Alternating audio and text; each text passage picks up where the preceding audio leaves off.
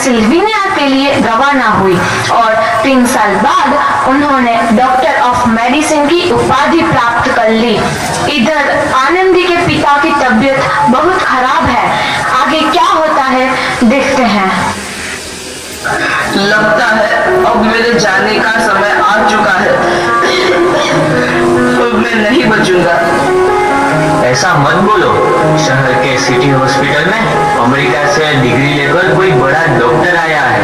एक बार वहाँ चलकर दिखा लेते हैं। हाँ, सही बोला भैया। कम से कम दिल को तसल्ली तो मिल जाएगी। हाँ हाँ, चलो चलो जल्दी हॉस्पिटल चलते हैं।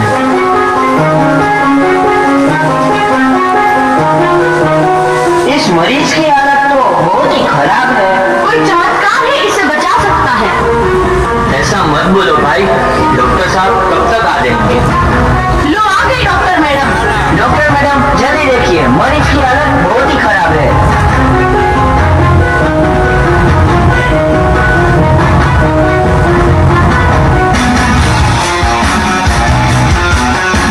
अब आप बिल्कुल ठीक है। मौत के मुंह से आपको बचाया है डॉक्टर मैडम ने। डॉक्टर साहब ने मुझे बचा लिया। मुझे मिलना है डॉक्टर साहब से। डॉक्टर साहब नहीं, डॉक्टर मैडम बोलो। डॉक्टर मैडम, उन्होंने ही तुम्हें जीवन दान दिया है। लो आ गई डॉक्टर मैडम, मिल लो उनसे। डॉक्टर मैडम आपका बहुत बहुत धन्यवाद। आपने मेरी जान बचाई। इसके बदले में मैं गरीब भला आपको क्या दे सकता हूँ? वचन वचन चाहिए मुझे कि कभी ये नहीं कहोगे कि लड़कियां कुछ नहीं कर सकती। वचन? ये कैसा वचन? अरे श्यामलाल, तुमने पहचाना नहीं? तुम्हारी बेटी आनंदी। आनंदी? मेरी बेटी आनंदी डॉक्टर? हाँ बापू, वही आनंदी जिसके लिए बचपन में तूने चूल्हा और दूल्हा के अलावा कुछ नहीं सोचा था। आनंदी, आनंदी मेरी बेटी, मुझे माफ कर दे।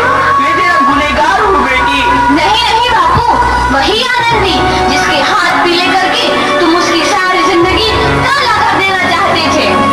माफ कर दे मुझे मेरी बच्ची, माफ कर दे। मैं तेरा अपराधी हूँ मेरी बच्ची, माफ कर दे।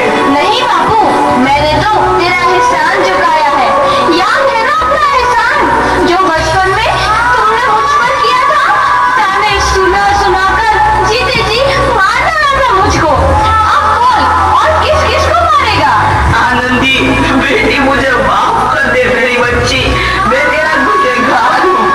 बापू, आपने ही तो बोला था किताबें सिर्फ बेटों के हाथ में अच्छी लगती है, बेटियों के हाथ में तो सिर्फ मेहंदी। बेटों और बेटियों में फर्क करना तो आंखों में फर्क करने समान है। एक का पढ़ना और दूसरे का ना पढ़ना सामाजिक अंधकार है बापू, सामाजिक अंधकार।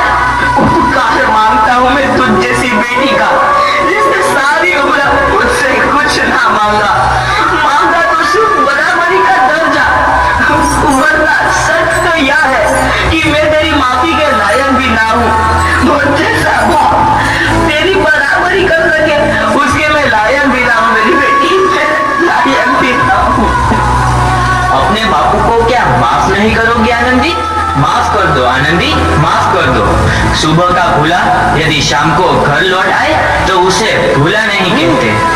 बापू, तो इस प्रकार आनंदीबाई जोशी ने अपनी मेहनत और अटूट इरादे से न केवल भारत की पहली महिला डॉक्टर बनी, बल्कि आगे चल के उन लड़कियों के लिए सुनहरा रास्ता दिखा गई जो जीवन में कुछ करना चाहती थी।